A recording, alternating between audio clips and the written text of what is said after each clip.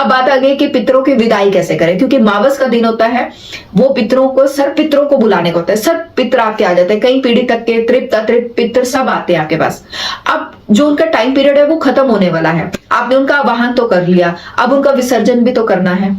हम अगर देवी देवताओं को 3 दिन के लिए आदि के पूजा में बुलाते हैं तो फिर उनके बाद उनको वापस उनके लोक में भेजते हैं, तो ये तो सोल्स है, तो इनको तो हमें भेजना ही है। कोई भी ये नहीं कह सकता कि नहीं हमें इनको अपने पास रखना है, क्योंकि ये इस लोक में रहेंगी तो आपकी एनर्जी को डिस्टर्ब कर देंगी। तो कैसे उनका विसर्जन करें, उसके लिए आपने शाम के समय जब अंधेरा हो जाए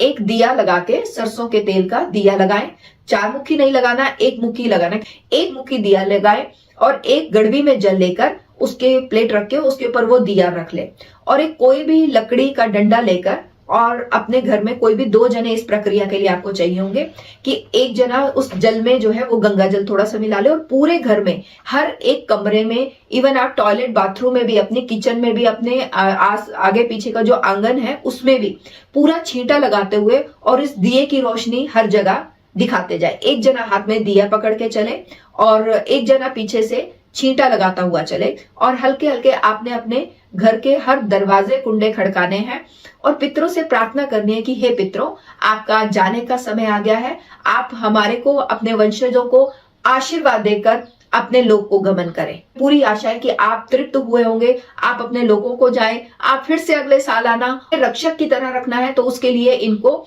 जो प्रकृति का नियम है, जब प्रकृति ने नियम रखा है कि 16 दिन के लिए आएंगी, 16 दिन के बाद जाएंगी, तो उनको जाना ही चाहिए और आपको खुशी खुशी उनको विदा करना चाहिए। तो विदा करने की ये प्रक्रिया है कि इस तरह से पूरे घर में एक गंगा जल का छींटा लगाते हुए, दिया हर कमरे में, हर टॉयलेट बाथरूम में दिखाते हुए बाहर मेन गेट को चले जाएं, और मेन गेट के कॉर्नर में जाके किसी भी, वो आप पूछेंगे राइट या लेफ्ट, किसी भी जगह पे आप रख सकते हैं, दोनों कोनों में से किसी भी दिशा की तरफ रख सकते हैं, जिस भी दिशा की तरफ आपका घर का मुख है। भाव से काम कीजिए, और वो जो बचा हुआ जल है वो दरवाजे के बाहर छिड़क दे, अपने गेट से बाहर छिड़क दे, और दिए को किसी भी राइट या लेफ्ट किसी भी तरफ रख के हाथ जोड़ के 2 मिनट के लिए प्रार्थना करें कि हे पितरों, ऐसे ही हर साल आप खुशी खुशी आए और खुशी खुशी अपने वंशजों को, हमारे परिवार को सुख शांति संपन्नता का आशीर्वाद देकर अपने लोक को गमन करें। और फिर वहीं खड़े होकर 2 मिनट प्रार्थना करके फील करें कि वो जा रहे हैं ऊपर की ओर, ऊपर लोकों की ओर जा रहे हैं और आपको बहुत ब्लेस करके जा रहे हैं। एकदम से छींटा देके आपने भागना नहीं है, आपने दिए को वहीं रख देना। अगले दिन उस दिए को आप जल प्रवाह कर दे, पानी आपने खत्म कर दिया, और जो लकड़ी का डंडा आपने कुंडे खड़काने के लिए रखा था